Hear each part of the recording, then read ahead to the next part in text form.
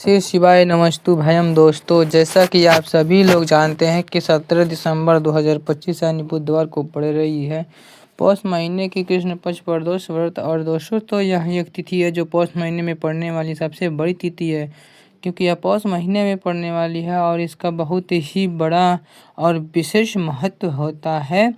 पूज्य गुरु जी ने कहा है कि अगर कभी भी मौका लग जाए और पौष महीने की प्रदोष व्रत बुधवार को पड़ जाए तो आप लोग साथ हरा दुर्वा का उपाय अवश्य ही करना चाहिए। इन दोनों का सहयोग बहुत ही कम आता है और इसीलिए साथ में गुरु जी ने अपने सही पुराण में बताया है कि इस दिन आपको साथ दुर्वा का उपाय अवश्य ही करना चाहिए, क्योंकि ऐसा दिन पूरे साल में सिर्फ एक ही बार आता है। और दोस्तों आप सभी लोग जानते हैं कि बुधवार का अगर सबसे बड़ा उपाय है तो वह साथ हरा दुर्वा वाला ही व्रत है। तो दोस्तों इस बुधवार का प्रदोष व्रत को दिन आप लोग को करना अवश्य ज़रूरी है, क्योंकि आप लोग इस उपाय को नहीं किया हो या पूरा साल निकल गया हो, आपने किसी भी साल इस सात हरा दुर्वा वाला इस उपाय नहीं किया हो, तो दोस्तों आपके पास यह आखिरी मौका बचा हुआ है। तो आप 17 दिसंबर दिन को आप लोग इस सात दुर्वा वाला उपाय ज़रूर कर लें, क्योंकि अगर आपने पूरे महीने नहीं इस उपाय को किया हो, अगर पौष महीने बुधवार के प्रदोष दिन वाले इस व्रत को कर लिया तो आपको यह सफल अवश्य मिलेगा जिसकी आपने कामना भी नहीं किया होगा। तो इस उपाय को आपको एक बार ज़रूर कर लेना है, यह मौका आपके हाथ से दोबारा नहीं जा सके और इसका फल ज़रूर मिल सके। दोस्तों यह उपाय पंडित जी ने अपने अभी के ही शिव महापुराण में कथा को बताया है कि उस उपाय को आज बहुत अच्छे से समझाने वाले हैं, और इस वीडियो को देखने के बाद, इस उपाय को समझने के बाद किसी और वीडियो को देखने की ज़रूरत ना पड़े।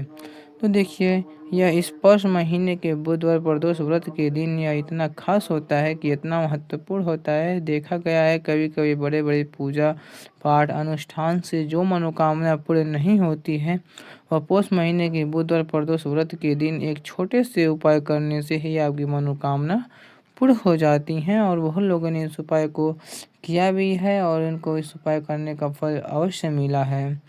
अगर आप इस उपाय को अवश्य करना चाहते हैं तो आप एक अच्छे से समझ लेना और सुन लेना और उसके बाद इस उपाय को करना। और इस उपाय को करने से आपके घर में किसी भी प्रकार के दुख और समस्याएं क्यों न चल रही हों और आपको इसका कारण भी नहीं पता है क्या ये कारण और समस्या क्यों चल रही हैं, तो ये समस्या कैसी भी हो सकती है, जैसे पितृदोष हो सकता है, मंगल दोष भी हो सकता है, किसी तरह का भी दोष हो सकता है। तो इस दिन आपको यह उपाय अवश्य कर लेना है ताकि आप लोग को कोई भी दुख और परेशानियां हों सब दूर हो जाएं और आपको यह फल अवश्य मिल जाएगा। और इस दिन का व्रत करने से आपको इस उपाय को करने से आपका फल बहुत ज़रूरी मिल जाता है। तो चलिए इस उपाय के बारे में बात करते हैं। तब तक इससे पहले आप लोग को यह जानना बहुत ही आवश्यक है कि किस समय करना है और किस समय करना है।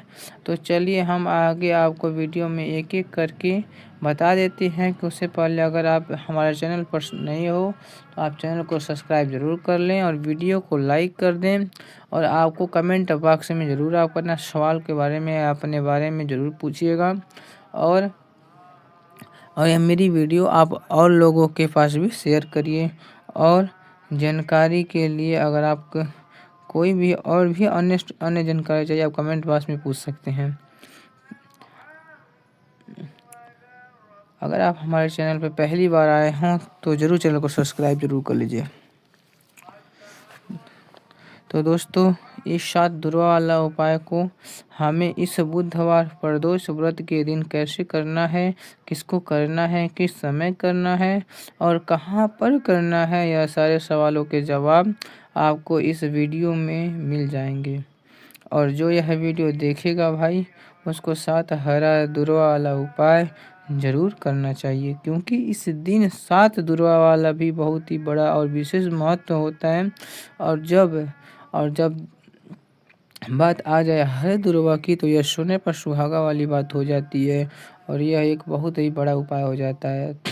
इस बुधवार प्रदोष व्रत का जो आप दोस्तों 7 हरा दुर्वा वाला व्रत किसको करना है, सबसे पहले ये बात हम लोग जान लेते हैं। घर की जो बड़ी की माताएं बहनी होती हैं, उन माताओं बहनों में से कोई भी माता बहन इस उपाय को कर सकती हैं।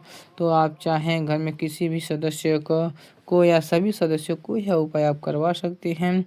यदि किसी व्यक्ति की कोई भक्ति मनोकामनाएं हैं, कोई दुख और परेशानियां हैं जो अपने लिए ही करना चाहता है, तो इस उपाय को खुद अपने आप ही कर सकता है। और बाकी अगर घर में कोई ऐसा हो जो अपने घर परिवार के लिए सुख और शांति के लिए ये उपाय करना चाहता है, तो ये भी वो कर सकता है। तो इसमें कोई दिक्कत वाली बात नहीं है। तो इस उपाय को हर एक सदस्य कर सकता है और पूरे घर परिवार के सदस्य भी कर सकते हैं। घर में माताएं बहनें भी कर सकती हैं। माताएं बहनें अगर घर में उपस्थित ना हो या वह यह उपाय नहीं कर पा रही हैं, तो घर में कोई भी बड़ा व्यक्ति भी इस 7 हरा वाला दुर्वा को कर सकता है, चाहे वो पुरुष ही क्यों ना हो, चाहे उसमें कोई भी दिक्कत वाली बात नहीं है। तो अगला प्रश्न निकल के आता है कि वह यह आता है कि इसको लेकर कि आखिर इस उपाय को किस समय करना है, सुबह के समय करना है कि शाम के समय करना है कि दोपहर के समय करना है। तो आप इस उपाय को सुबह के समय भी कर सकते हो, आप प्रदोष काल में भी कर सकते हो। अगर आप पूछो कि भाई सबसे उत्तम समय कौन सा रहेगा, तो इस 7 हरा वाले दोपहर का उपाय करने का सबसे उत्तम समय सुबह ही होता है, क्योंकि इस उपाय को ज़्यादा बेहतर ज़्यादा आपको फ़ायदेमंद सुबह ही मिलेगा। तो इसमें कोई दिक्कत वाली बात नहीं होती है। जब दोस्तों अगली सबसे बड़ी और महत्वपूर्ण बात आती है, वह यह आती है कि अगर हम सुबह को उपाय करेंगे तो कितने बजे से कितने बजे के बीच में करना है, और अगर हम शाम को करेंगे तो कितने बजे से कितने बजे तक करना है। चलिए हम आपको वीडियो में बताते हैं। सुबह आप जितनी भी जल्दी कर सकते हैं, जैसे 5 बजे से लेकर 7 बजे तक के बीच में आप कर सकते हो, और 10 या 11 बजे तक भी आप इसका उपाय को कर सकते हो, क्योंकि 12 बजे से पहले ही करना है आपको उचित एक समय होता है। यदि आपको समय शाम के समय करना है तो 6 बजे से 7 बजे के बीच में आपको अवश्य ही करना ही पड़ेगा, क्योंकि शाम के 6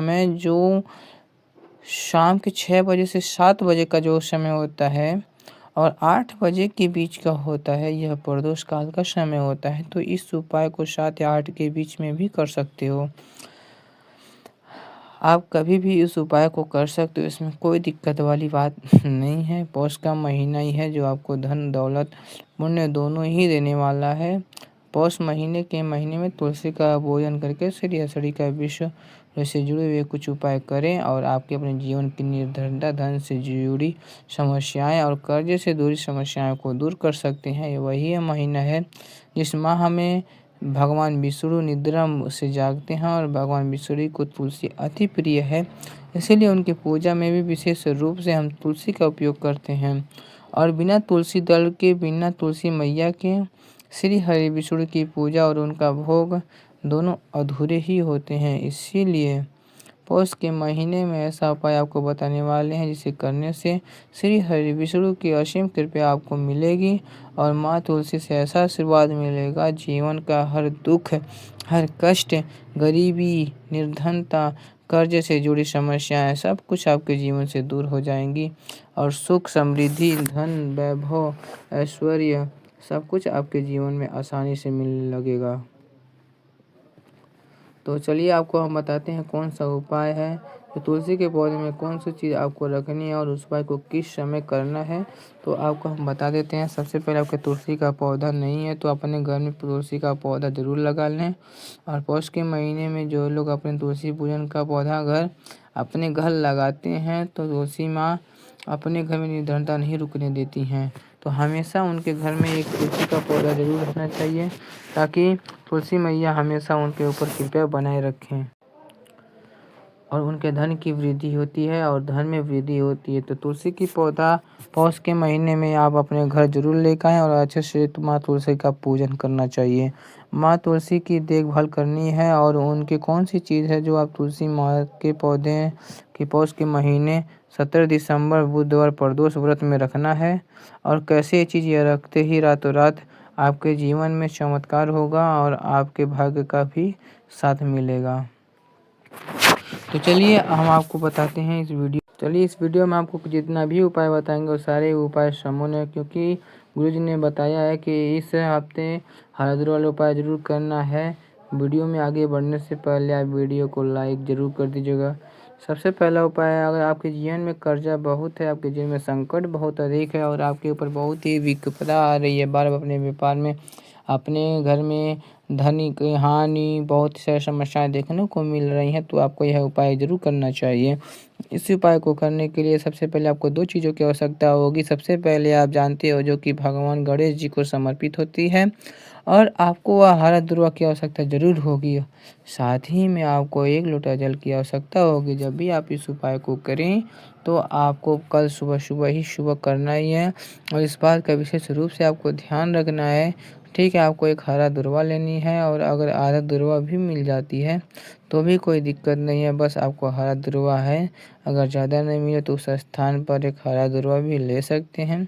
हरा दुर्वा आपको आसानी से कहानी पर भी मिल जाएगी, और याद रखिएगा कि शुद्ध दुर्वा और मतलब उसे शुद्ध करके ही उपयोग में लीजिएगा, है ना। आपको क्या करना है, तो एक हरा दुर्वा से ज़्यादा एक अधिक दुर्वा भी ले सकते हैं।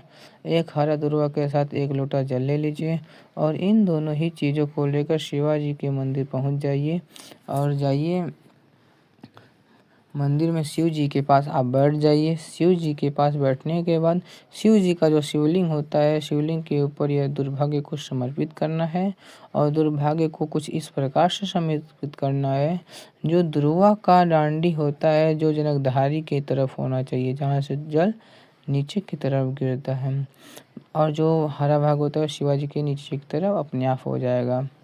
तो इस प्रकार आपको हरा दुर्वा का यह भगवान शिव जी के ऊपर, शिवलिंग के ऊपर समर्पित करनी है, और 1 लोटा जल आपको अपने साथ लेकर आए हैं। इसी दूर को ऊपर भगवान शिव जी को शिवलिंग के ऊपर एक धारा से आपको समर्पित कर देना है।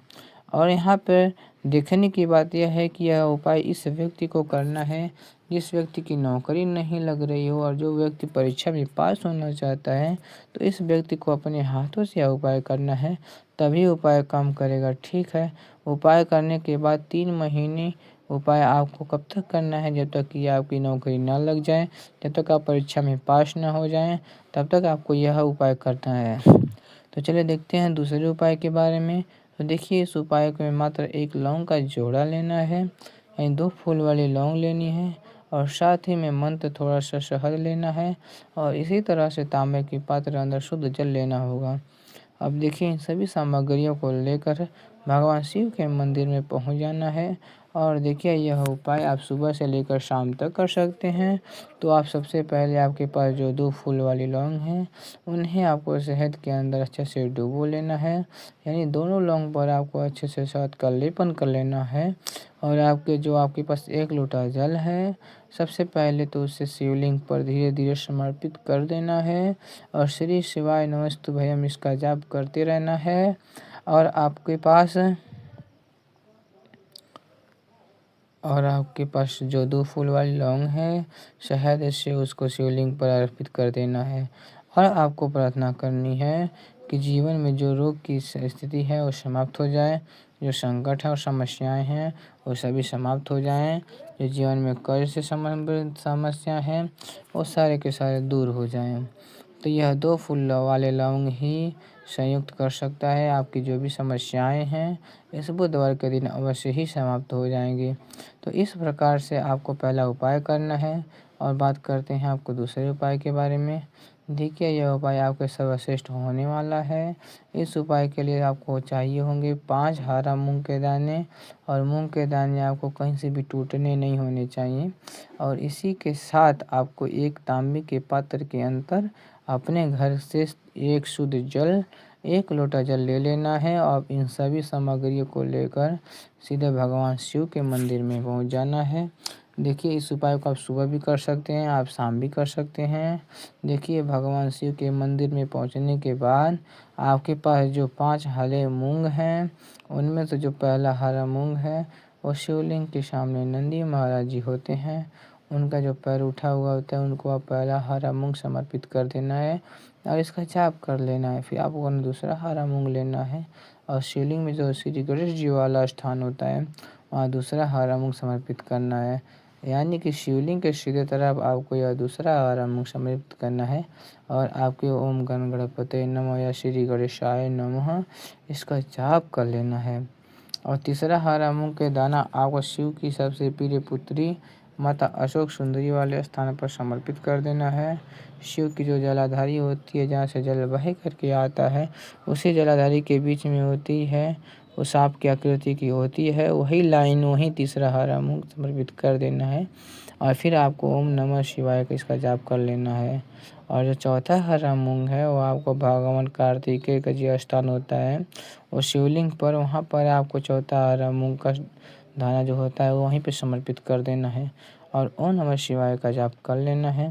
तो दोस्तों आपके पास जो आप पाँचवा और अंतिम हरा मूँग बचा हुआ है और उसे आपको उसे जल के पात्र के अंदर डाल लेना है और हरे मूँग युक्त जल से भगवान शिवलिंग का अभिषेक कर देना है और जल बिल्कुल धीरे धीरे समर्पित करते जाना है। और लगातार आपको शिव महापुराण के मूल श्री शिवाय नमस्तुभ्यम इसका जाप करते रहना है। और फिर आपको शिवलिंग के आगे बैठकर अगर आप अपने बच्चों के लिए यह उपाय कर रहे हैं, अगर अपने बच्चों की बुद्धि और ज्ञान के लिए यह उपाय कर रहे हैं, तो इसके लिए आप लोगों को भी प्रार्थना कर लेनी है। व्यापार में वृद्धि के लिए करिए, अगर बिजनेस के लिए, नौकरी के लिए या अपने परीक्षा के लिए कर रहे हैं तो मन में इसका जाप कर लेना है। उसे एक बार मन में सोच लेना है, उसके बाद महादेव से उसकी प्रार्थना करनी है और फिर अपने वापस अपने घर आ जानी है। पूज्य गुरु जी ने कहा है जो भी व्यक्ति इस उपाय को कर लेता है तो यह यकीन मानिए आपके जीवन के जो भी संकट और कष्ट हैं और बाधाएं हैं और सभी के सभी समाप्त हो जाती हैं। अब हम बात करते हैं अगले उपाय की। चलिए उस उपाय को बात करते वक्त आप वीडियो को जरूर लाइक कर दीजिएगा और चैनल पर नए हो तो जरूर चैनल को सब्सक्राइब जरूर कर दीजिएगा ताकि हम ऐसे वीडियो आपको लाते रहेंगे। तो चौथा और लास्ट उपाय है, आपको एक दीपक लेना है और दीपक या तो फिर आटे का दीपक बना लीजिएगा और अंदर फूल बाती का प्रयोग करना है और दीपक अंदर आपको शुद्ध घी का प्रयोग करना है। इसी के साथ आप मात्र एक फूल वाली लौंग लेनी है और दीपक और एक फूल लौंग वाली लेनी है और सीधे आपको पहुंचने का है बरगद के वृक्ष के नीचे और वहाँ पे देखिए सबसे पहले फूल लौंग वाली लेनी है, जिसे आपके व्रत की जड़ में समर्पित कर देना है। तो देखिए आपके जीवन में कोई भी बड़ा संकट आने वाला है, कोई बड़ा कष्ट आने वाला है तो वह उपाय के माध्यम से दूर होने वाला है। महादेव की विशेष कृपा रहेगी कि जो भी संकट में आपके जीवन में आने वाला हो वो भी दूर हो जाएगा। तो एक लौंग समर्पित करनी है बरगद के वृक्ष की जड़ में और वहीं पर आपको फूल बाती वाला भी गाय है उसको भी जला करके वहीं पे रख देना है और महादेव का स्मरण करना है। उसके बाद अपने घर वापस आना है तो आपके जीवन में जो सारी कष्ट हैं, सारी परेशानियां हैं, सारे दूर हो जाएंगी। तो वीडियो को अगर पसंद आई हो तो आपको इस वीडियो को लाइक कर दीजिएगा और अपनी समस्याओं को हमारे कमेंट बॉक्स में ज़रूर बताइएगा ताकि मैं उसके समाधान के लिए और अच्छे वीडियो ला सकूँ। ओम